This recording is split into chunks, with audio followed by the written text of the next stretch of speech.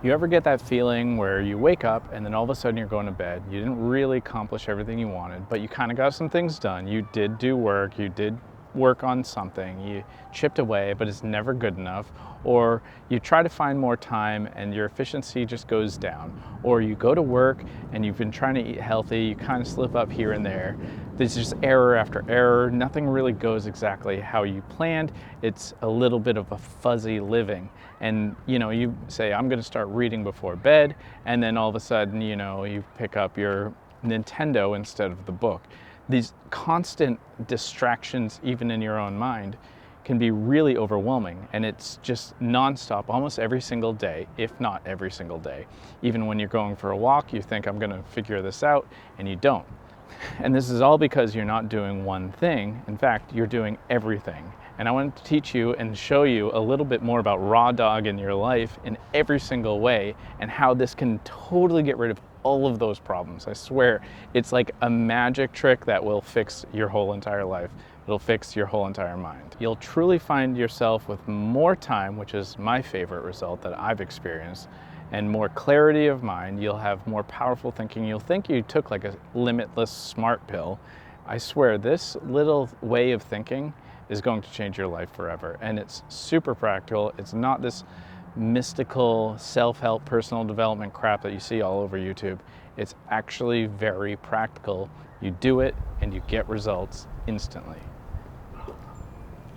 Now, at first, you're going to realize there is a big discomfort from just driving without music, nothing, just radio off, sitting there in your thoughts. It's going to feel very boring.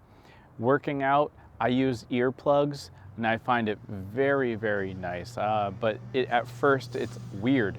You're thinking that the time has stopped, and you're just going to be stuck in the gym forever. Going for a walk feels very counterproductive. Like, you should be able to be listening to your audiobook or a podcast or something like that, and you're thinking, likely, I'm wasting time, I should be learning, something like that. These do come up, and very, very quickly you're going to feel some resistance while you're listening to nothing and not having a constant input into your ears. As far as YouTube and movies and TV, this is also a very hard one to get over. In fact, I think this one's even harder to get over than not listening to, say, the radio in your car, because I personally love to watch a movie while I eat. It's kind of my off time. I'm like, okay, no, here I am, I'm relaxing, I'm gonna enjoy this food and watch some movie. And that one was really hard for me, and I still struggle. I get the tinge, and just sitting there hearing my own chewing bothers me right now.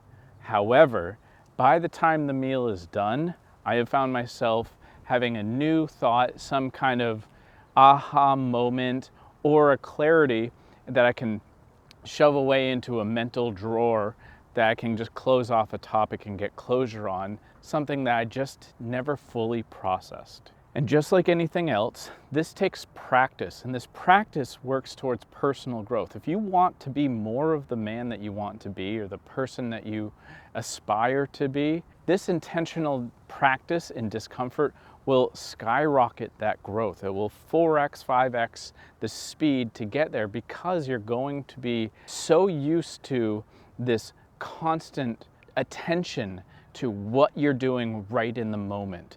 And that presence, that now, that power of being present is unlike anything else. You can meditate all the time, but this is like meditating all day, and you're really going to truly feel alive in that moment. The problem is the constant feed. It's the music in the supermarkets in your car. It's the podcasts on your walks and workouts. It's the YouTube on your TV and computer. It constantly fragments your attention, pulling away from more important parts of your thoughts. All of this becomes a big distraction in the deepest thinking that you can possibly do. The idea that you should always have something, such as music at the gym, is a fallacy that is made up by you.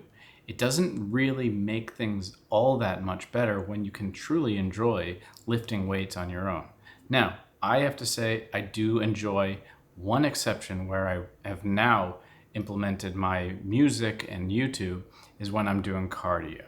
However, I have removed almost everything I can to raw dog everything in my life. Because of this reverse stimulation, I've found that there's this significant amount in more free time, a deeper and richer thinking, as well as just an ability to focus unlike ever before.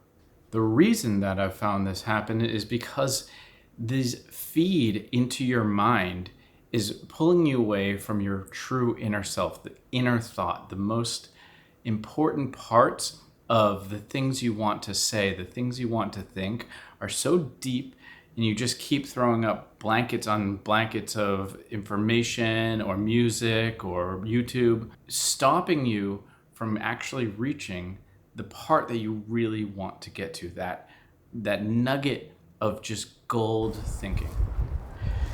You might be thinking, why the hell would I do this? Why can't I just enjoy my life and listen to my podcast and learn and stuff? And it's like, yeah, all that stuff's great.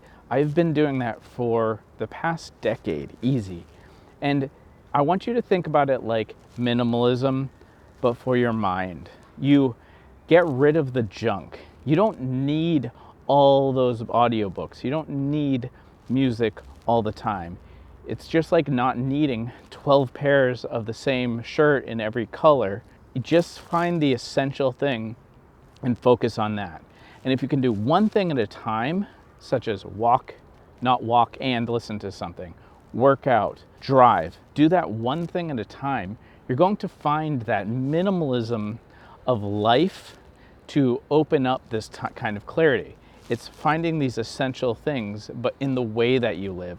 It's beyond minimalism. It's like advanced minimalism. Actually, it's master level minimalism when your actions are the ones that are being minimalistic, not just your closet or your furniture.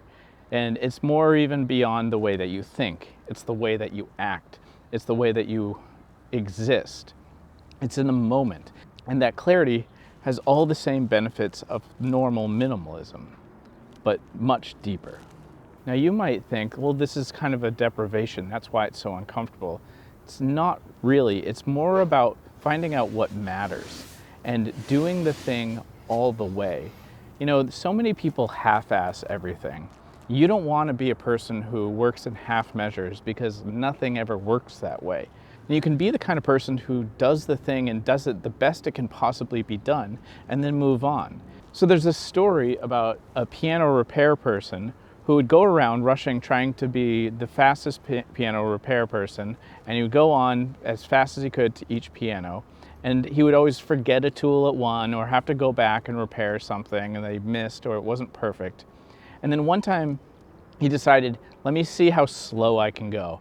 And he went super slow and repaired every one exactly how it should be, no distractions, picked up all his tools, moved them to the next one, laid them down, did the repair, moved them up, everything, and so on. And after he finished timing himself, he found that he was significantly faster than he's ever been when he was rushing. And it's the same goes with your life. You will find your way through things faster, significantly, and better than if you just always are dividing your attention. So that's the idea of the minimalist perspective. It's about power and control. So I want you to think about, there's this idea that you are living in an illusion of self. This illusion of self is what you're taught you are. We're taught that we are the college we go to, the haircut we got, the clothes on our back, the person we marry, the place we live, every single thing that we strive for, the accomplishments we have, the good grades, all of these things define who we are. But who we are has nothing to do with those things. And you have to think about it in a very matter-of-fact way, a very practical way. What if you lost everything? You lost all of your college degree, burnt up, no trace of your whole entire life. The people in your life, your whole family died. Somehow they were all murdered. You had to move out of country, everything. Are you still the same person? And you have to say, yes, of course.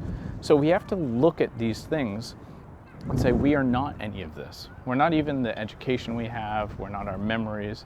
We're not any of that.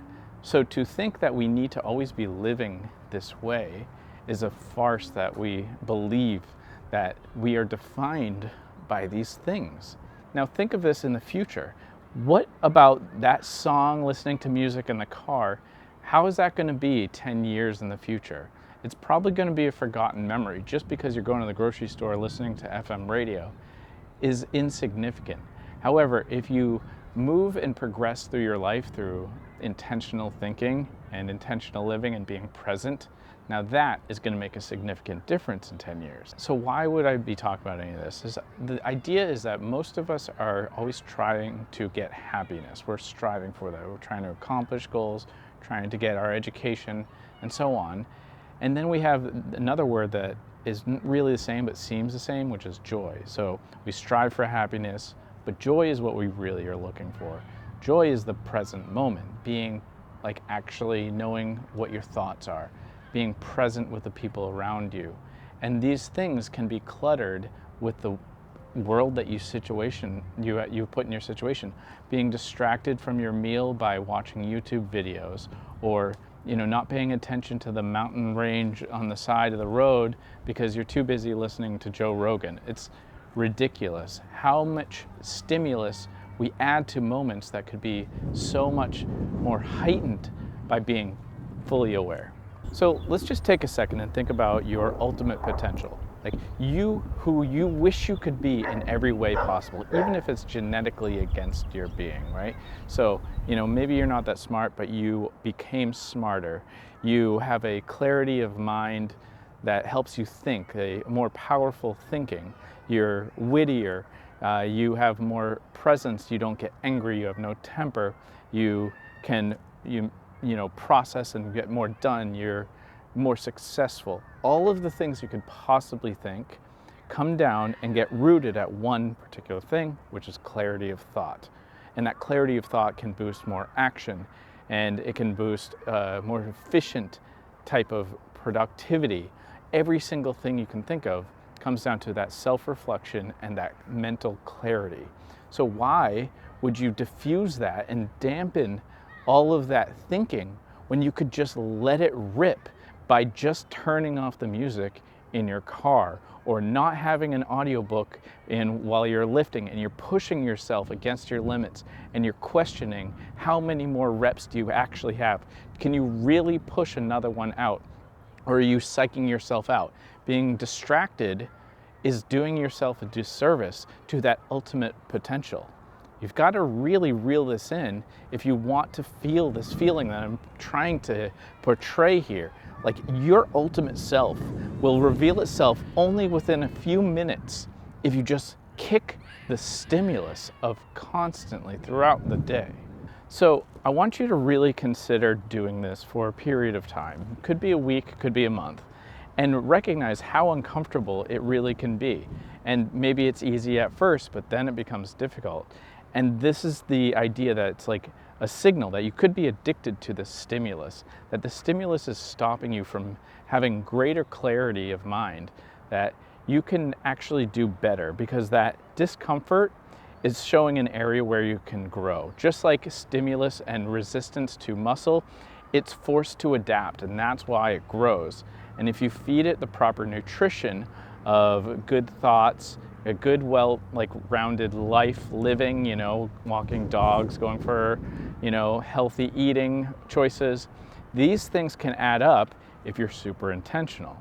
And when you're having a hard time doing this, it's a indicator that, maybe your problem isn't you. It's not that you're a bad person or you're stupid or anything like that. It's just that you can't focus. And this whole trick is to find a new way to be present. And that presence is going to be ultra powerful in more ways than one. It's a very practical thing that you can do to, one, focus and get more done. Whether it's vacuum the house, get extra reps in your set, eat healthier, manage your time better.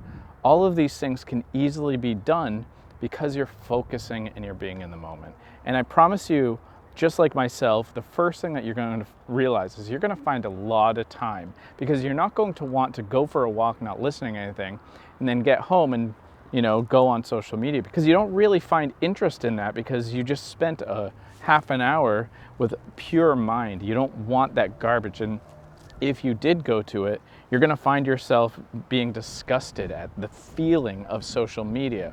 Then when you go to YouTube, you might watch a couple of videos and you fast forward, you skip, and you're just like, I'm so tired of this. Everybody's saying the same thing. Even these videos, it's like, it's always the same.